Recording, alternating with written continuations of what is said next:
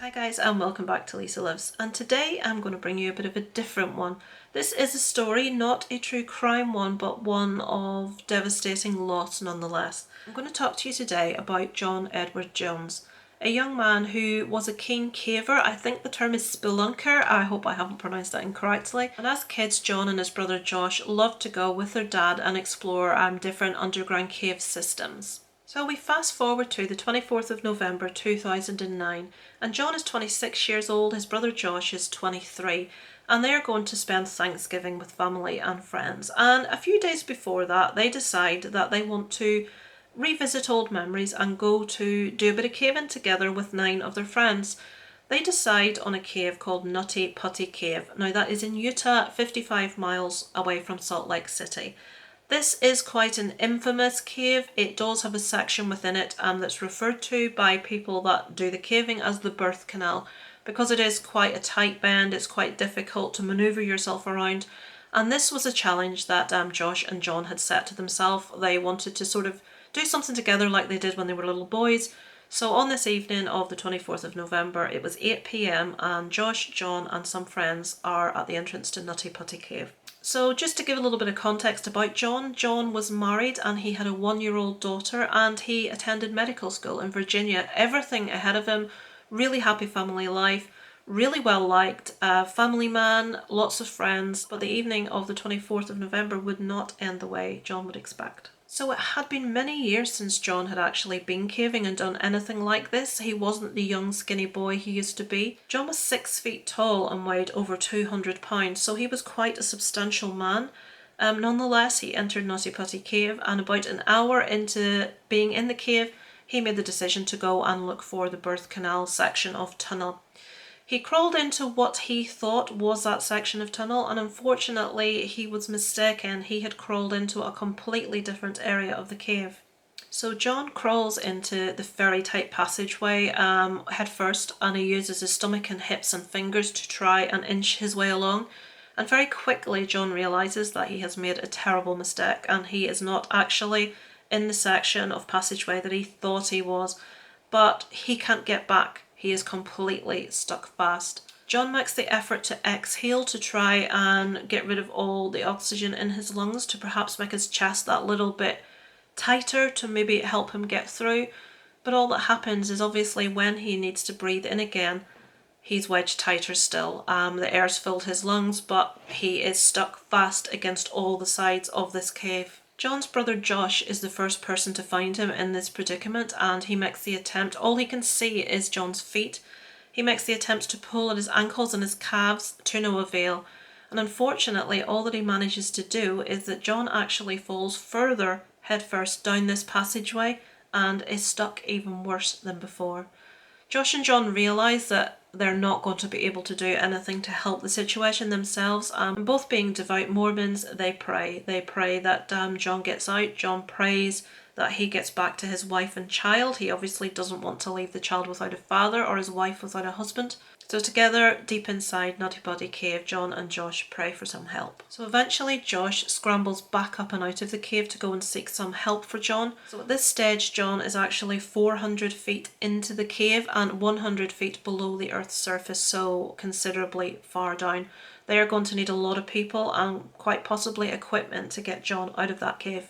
So it took over an hour to get people and equipment to the right area, and the first person to actually meet John was an experienced caver and rescuer herself called Susie Matola. At this stage it was midnight the following day, so he had been stuck for 3.5 hours at this stage, and all that Susie could see was the bottoms of his trainers. She introduces herself and John says, "Hi Susie, thanks for coming, but I really just want to get out." He's been in caves. I've got pictures of him at the bottom of the Bloomington Caves in a tight spot. So this is not the first time he's been in a tight spot. Over the next 24 hours, 100 people worked to try and free John. They set up a system of ropes with pulleys underneath the ground in an attempt to tie this onto John and maybe perhaps pull him out. One of the rescuers, Sean Roundy, did go into detail and explain the difficulty of Nutty Putty Cave, how the passages were extremely narrow and how there were warnings all around not to enter, that it was dangerous, that they could be stuck. But whether John and Josh didn't see these or whether they felt they had the experience that they would need, I'm not entirely sure. He explains that back in 2004, 2 Boy Scouts almost lost their lives in Nutty Putty Cave, becoming stuck in the same area. These 2 boys became stuck within a week of each other, completely separately. In one of the cases, it took the rescuers 14 hours to rescue the 16-year-old boy, who was only 5'7" and 140 pounds, so considerably smaller than John's 6', 200 pound stature. Officials actually closed Nutty Putty Cave back then following the situation with these boys, but it had been opened again in 2009 for 6 months when John and Josh made the decision to look for the birth canal. So the rescue attempt is still happening. John is trapped underground, head first. Obviously his feet are above his head and his heart is having to work extremely hard to keep the blood pumping to his head. Obviously when we're the right way up, that's not so much of an issue, but John was hanging upside down, and you can imagine being head first, the blood rushing to your head, and he has been in this situation tightly packed for hours. So rescuers tie the end of the rope around John's legs and they start to pull. They have a series of pulleys anchored at strategic points leading up to the surface, and as they pull, John does give and start to come out of the hole, but at the worst possible time. One of the pulleys came loose from its anchor point and John falls back down, back into that hole that he had been in, and considering that he probably fell with some force, is probably stuck even faster than he was before. And he didn't have any leverage. Of course, of that, they have a raising system that that was helping to hold him in position. One of the devices as part of that system failed, and Mr. Jones actually ended up falling back into the area where he had been stuck for so long. With the rope and pulley system now no longer something that they can use, the rescuers unfortunately realise that there is not an awful lot they can do to help John. Sean Roundhay, one of the rescuers, is quoted to say, "I reviewed the whole mission, wishing we had done this tiny detail differently or done that a little sooner, but it's no use second guessing things. We did our best." So with no hope of rescue and with John's heart having been put under undue pressure for all that time, John was unfortunately pronounced dead due to cardiac arrest just after midnight on November 25th. We were able to send one of our cavers in close enough to him that they were able to check him and determine that he did pass away. Rescuers had spent 27 hours trying to reach John and trying to get him out of his predicament, to no avail. Officials actually sealed off Nutty Putty Cave a week after John's death, and his body remains there to this day. It was never able to be recovered.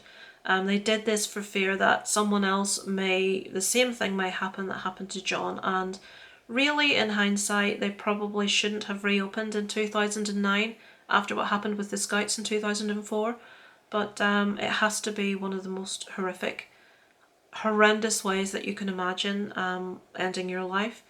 All the length of time that John was down there and the time he had to think about what was happening, to think about his family, to think about his young daughter, and he never was to get out of that situation again. The opening of Nutty Putty Cave was permanently closed with 30 yards of concrete and explosives on the 2nd of December. Personally for me, cave-in, I'm a very claustrophobic individual, so I find it really difficult even watching a person crawl into a very tight space like that. But I can't imagine much worse than what John must have gone through in his final 24 hours of life.